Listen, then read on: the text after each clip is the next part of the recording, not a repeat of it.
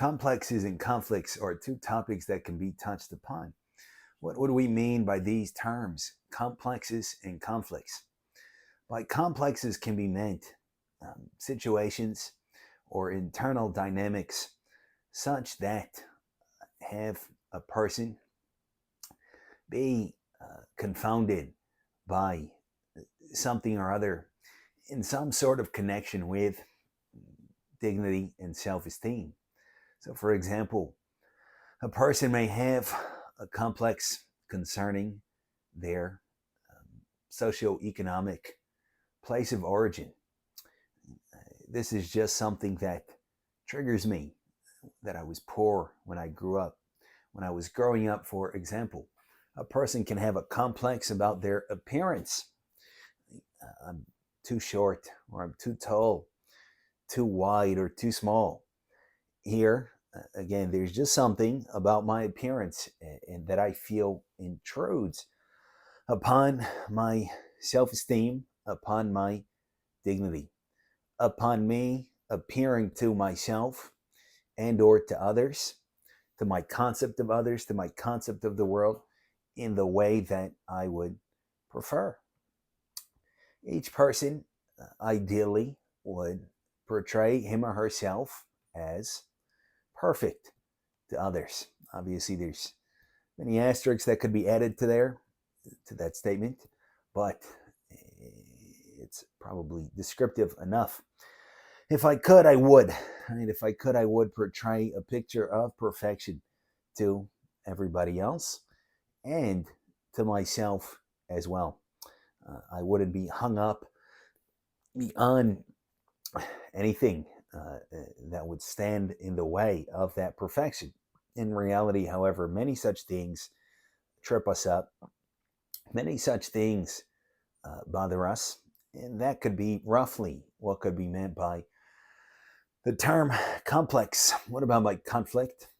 By conflict could be meant two or more agendas that at least appear at odds with each other. So, for example, a person may want to move towards people and at the same time move away from people.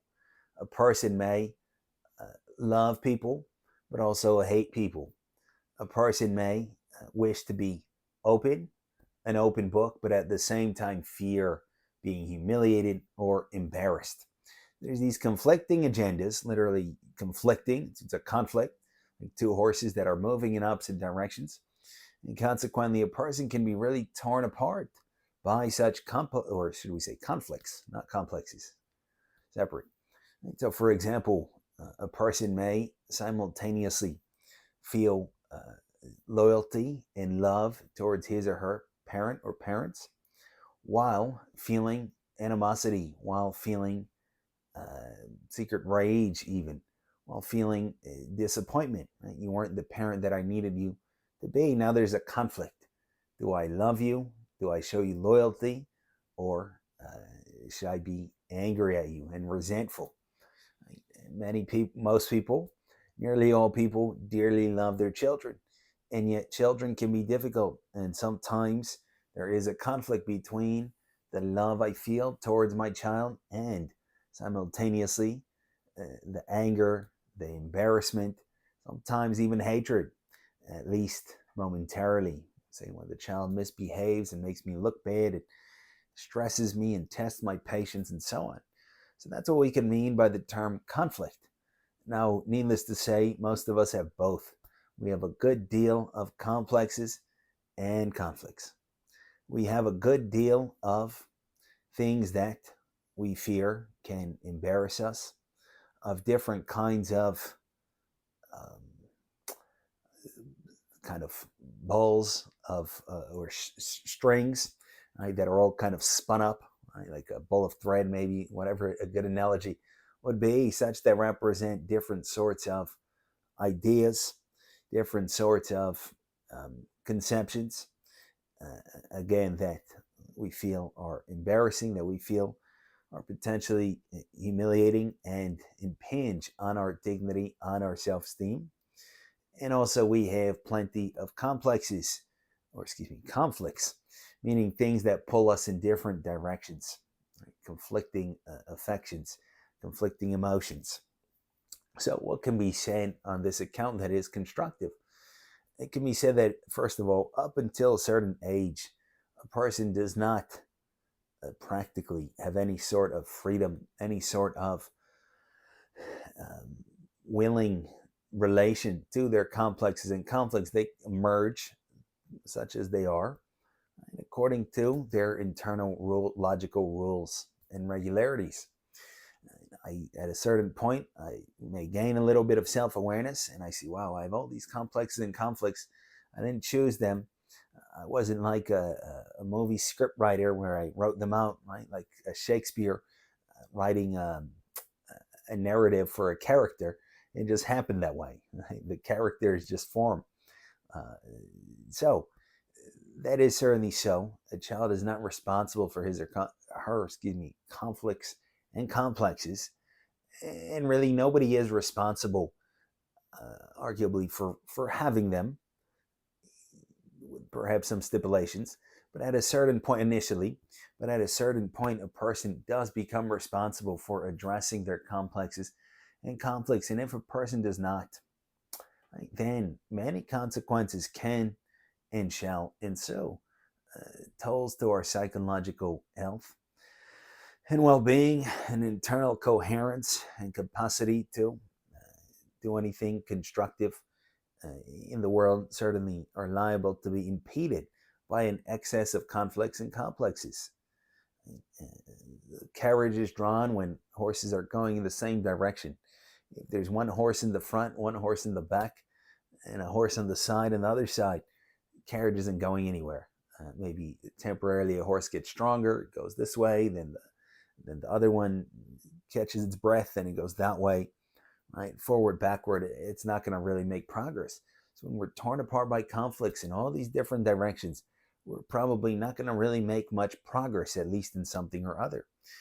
Likewise, a person that cannot conquer him or herself and simply do what needs to be done because of complexes, because of hang-ups, because of insecurities. I don't like how I look. I don't like how I sound. Will people like me? What will people say? Yada, yada.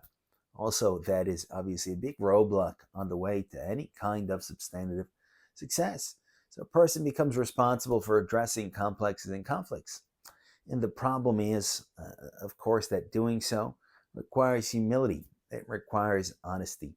And if I have not cultivated those traits, there's virtually no shot, at least without professional help, and even then, without moral regeneration, that I will resolve my complexes and conflicts, because each of them serve some sort of need in my so-called self-esteem structure, in my psychological um, kind of development that is oriented around the need for dignity, right?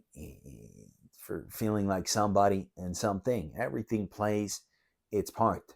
Right here, I fear going forward in this direction because of its consequences on my pride. So I need this complex to hold me back.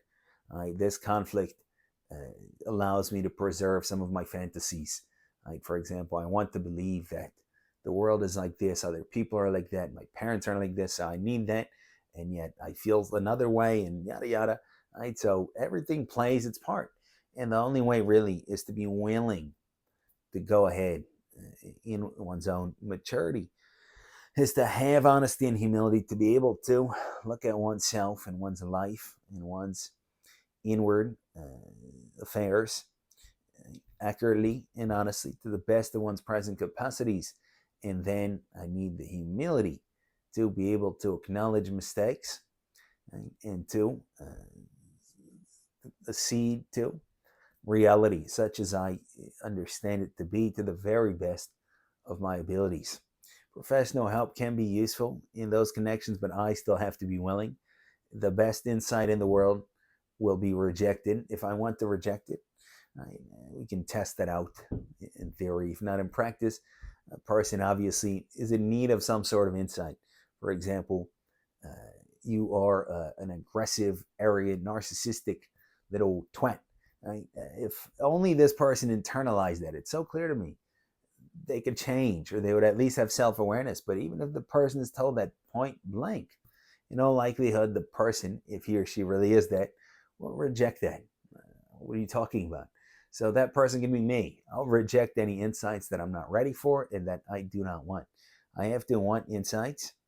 I have to want to mature. I have to want to develop. And consequently, that desire can be developed. Humility can be developed. My moral relations with reality can be developed even in the presence of complexes and conflicts, which then hopefully will be able to be unspun and resolved if I get myself right in the aspects of humility and desire. We can consider it. Thank you for listening.